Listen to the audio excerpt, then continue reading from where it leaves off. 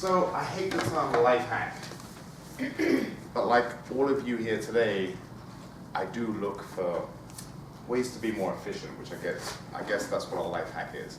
But like Tim can attest, he's been running this for a long time, this club. Sometimes there's just no shortcuts to getting what you want.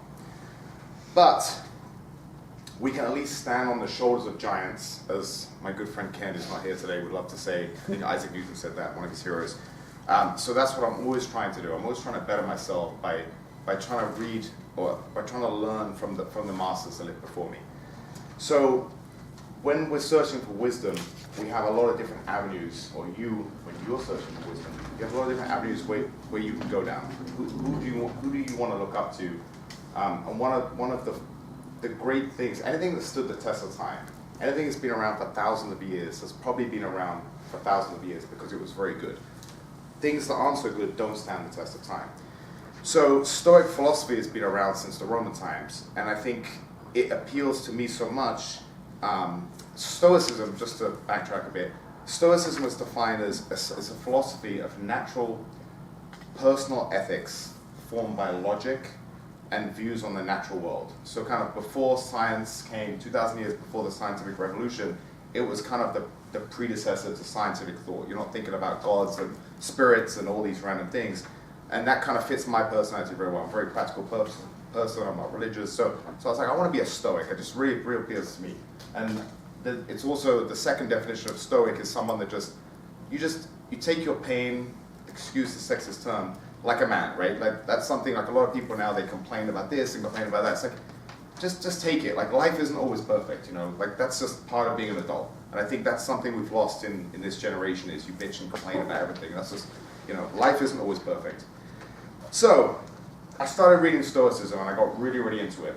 And I just loved the image. I was like, I'm a Stoic, I love that. It felt cool. But there was a few problems. The more and more I learned, there was a few inconsistencies. So for instance, I'm there, I work very hard, hustling day in, day out. I'm really trying to create something. I'm trying to work and build something, build a legacy. But the Stoics always remind us, they say you should be indifferent to things beyond your control.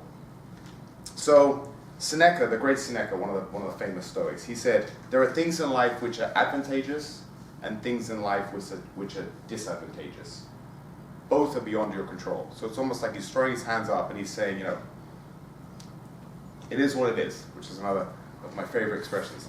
It's great sometimes just to accept what is, but at the same time, do you see the problem here? Like, I'm trying to build something, I'm trying to hustle and create something. If you have that philosophy, well, it is what it is, you know. I worked 3 months on a deal that fell through, it is what it is. No. I want to see if I can salvage that and work another month and then succeed in something. Or for instance, the great Stoic Marcus Aurelius, he said, the way to live was not to present the gods with a list of demands for pleasures or comforts, but instead to ask for help in not needing those things. Do you again see the problem here? I want some comforts. I want a nice condo, I want a nice car. So I think that if you want a rich life, if you want a full life, there's some aspects of Stoicism that are great. But it's kind of like what I would say, another thing I was very attracted to, Buddhism. Buddhism is great. Don't get attached to anything. Well, some. Are you attached to your husband? Of course, he's your husband. Even though you complain about him. If you want people in your life, you're going to be attached to something. So you're trying to break down these philosophies and say they're not really practical in today's world. So I have a big problem here. And I really had to look inward, like what is the philosophy that I want to live my life by? So I turned to a unlikely source. It was these two guys. My little furry dogs here. You can see Kona and Carla, his little sister. And I turned to my dogs for wisdom. And you might think I've lost my mind, but hear me out.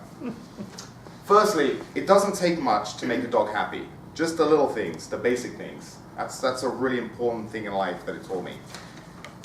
If they find an old mangled ball at the dog park, they are going to be the happiest things.